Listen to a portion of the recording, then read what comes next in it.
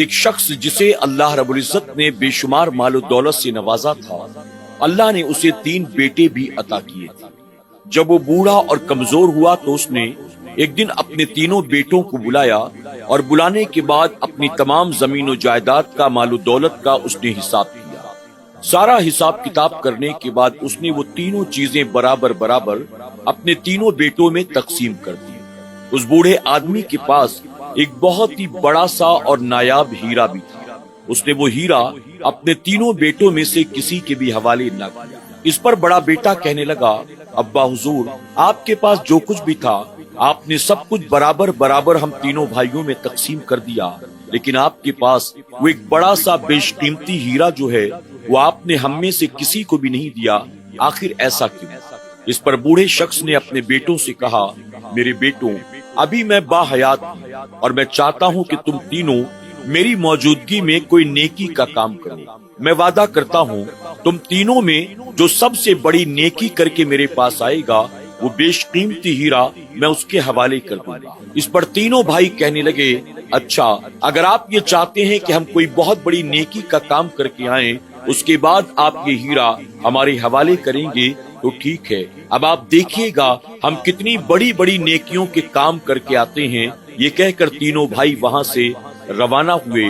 چند دنوں کے بعد سب سے بڑا بیٹا اپنے والد کی خدمت میں حاضر ہوا اور آتے ہی کہتا ہے، ابا حضور، لائیے وہ بیش قیمتی ہیرا میرے حوالے کیجئے، میں اتنی بڑی نیکی کا کام کر کے آیا ہوں، اتنی بڑی نیکی کا کام کر کے آیا ہوں کہ جتنی بڑی نیکی کا کام کرنا ہر ایک کے بس کی بات نہیں ہے۔ والد نے کہا، اتنی جلد بازی کیا ہے، پہلے مجھے بتاؤ تو صحیح تم نے کون سی نیکی کا کام کیا۔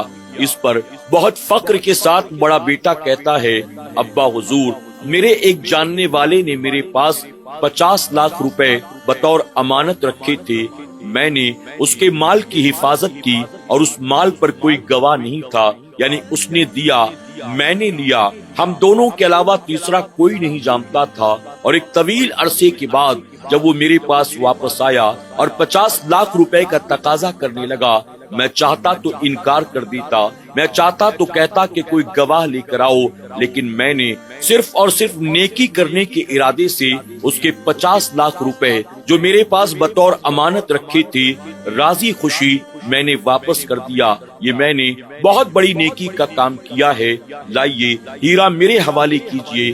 اس پر والد نے مسکراتے ہوئے کہا، بیٹی، اگر کسی نے تیرے پاس اپنا مال بطور امانت رکھا تھا تو اس کی امانت میں خیانت نہ کر کے تو نے اپنی آخرت کو سنوارا ہے، تو نے اللہ کی ناراضگی سے اپنے آپ کو بچایا ہے، تو نے کوئی بہت بڑی نیکی کا کام نہیں کیا، بلکہ تو نے مالک کے حوالے اس کی امانت کو کر کے اللہ کی ناراضگی سے اپنے آپ کو بچایا ہے، اور ہونا یہی چاہیے تھا۔ اگر تو امانت میں خیانت کرتا تو جہنم کا حقدار بنتا۔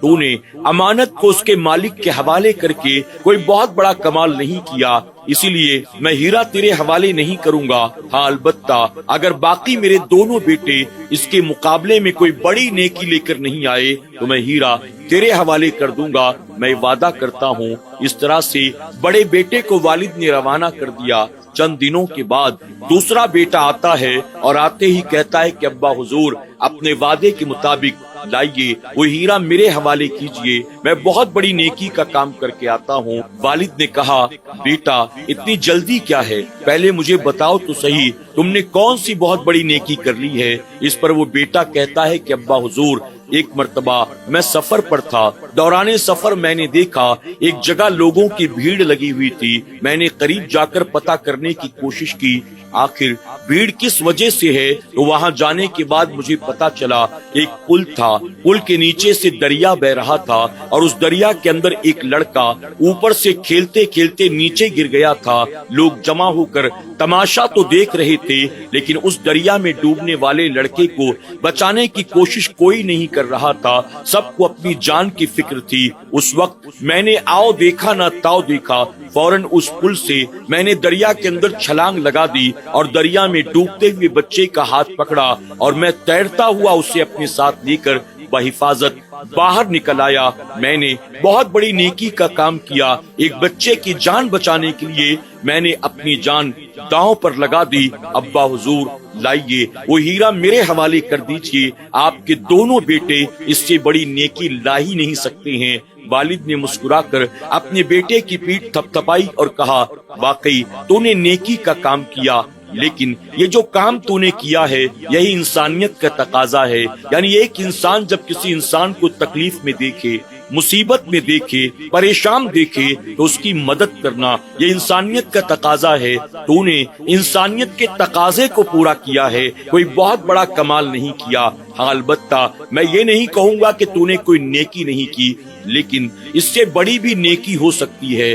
جا، یہ ہیرا میں تجھے ابھی نہیں دوں گا، میرا چھوٹا بیٹا، اگر تیری نیکی سے بڑی نیکی کوئی لے کر نہیں آیا تو میں ہیرا یقیناً تیرے حوالے کر دوں گا، لیکن اس وقت تجھے ہیرا نہیں دوں گا۔ وہ دوسرا بیٹا بھی چلا گیا۔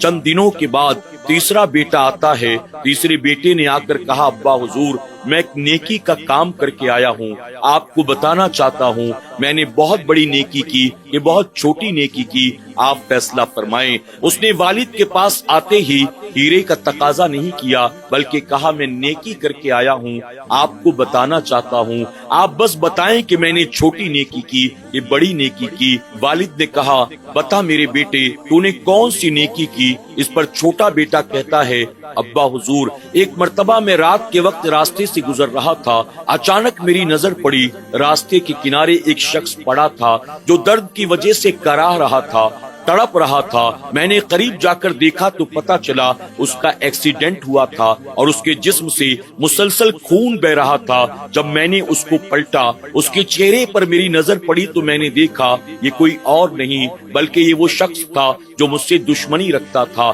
ہر وقت مجھے تباہ برباد کرنے کے منصوبے کیا کرتا تھا۔ شراب کے نشے میں شاید وہ راستے سے گزر رہا تھا کہ اس کا کار ایکسیڈنٹ ہو گیا۔ جب میں نے دیکھا کہ یہ تو میرا دشمن ہے لیکن اس وقت اسے مدد کی ضرورت ہے تو میں نے فوراً اپنے چہرے پر کپڑا لپیٹا تاکہ میرے اس دشمن کو کہیں میرا چہرہ نظر نہ آ جائے، ورنہ اس کو شرمندگی ہوگی کہ میں زندگی بھر جس کو تباہ برباد کرنے کے منصوبے کرتا رہا، مصیبت میں وہ میری مدد کے لیے آ گیا۔ میں نے اسے اپنی گود میں اٹھایا اور وہاں سے آہستہ آہستہ لے کر اسپتال میں پہنچا۔ اسپتال میں لے جا کر میں نے اسے بھرتی کرا دیا۔ اسپتال میں نے کہا اس کے علاج پر جو کچھ بھی خرچ ہوگا وہ خرچ میں برداشت کروں گا، لیکن اسپتال میں نے یہ بھی انسٹرکشن دے دیا کہ اسے کوئی یہ نہ بتائے کہ اسے لانے والا کون ہے۔ یعنی میں نے اپنی پہچان کو چھپا لیا اور اپنے دشمن کی میں نے مدد کی۔ ابا حضور بتائیں میں نے نیکی کا کام کیا یا نہیں کیا؟ والد نے جیسے ہی سنا اچھل پڑا، فوراً آگے بڑھ کر اپنے بیٹے کو سینے سے لگاتا ہے اور سینے سے لگا کر کہتا ہے، بیٹا واہ، واقعی تو نے نیکی کا کام کیا ہے، تو نے بہت کمال کا کام کیا ہے، اس ہیرے کا حقدار تیرے سوا دوسرا کوئی نہیں ہو سکتا ہے۔ اس پر دونوں بیٹوں نے اعتراض کیا، ہم نے جو کام کیے کیا وہ نیکی کے نہیں تھے؟ اس پر والد نے بڑے بیٹے سے کہا، تم نے امانت میں خیانت نہ کر کے اس کا حق ادا کیا، تم نے اپنے آپ کو جہنم کی آگ سے بچایا ہے۔ اور دوسرے بیٹے سے کہا،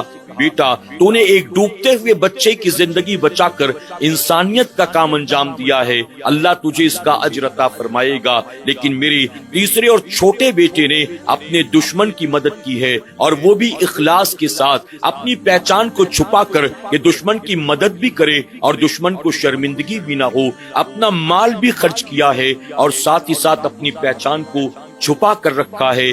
واقعی اس نے تم دونوں کے مقابلے بہت بڑی نیکی کی ہے۔ اس کے بعد والد اپنے تینوں بیٹوں کو کہتا ہے، بیٹا اچھوں کے ساتھ اچھائی کرنا یہ کوئی بہت بڑے کمال کی بات نہیں ہے، بلکہ کمال تو یہ ہے ہم اچھوں کے ساتھ بھی اچھائی کریں اور بروں کے ساتھ بھی اچھائی کریں۔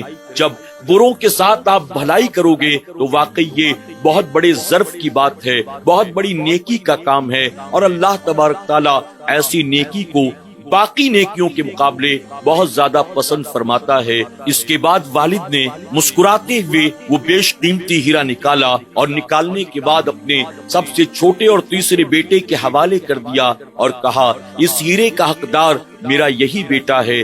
دونوں بھائی خاموشی کے ساتھ دیکھتے رہے۔ سبحان اللہ۔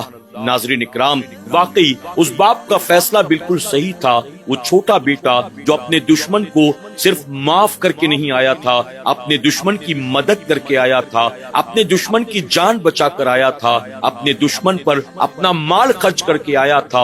और इन तमाम चीजों में सबसे बड़ा कमाल ये था, अपने दुश्मन पर एहसान भी न जताया, बल्कि पहचान को छुपा कर उसकी मदद की, ताकि दुश्मन को शर्मिंदगी भी न हो। ये बहुत बड़े कमाल की बात है।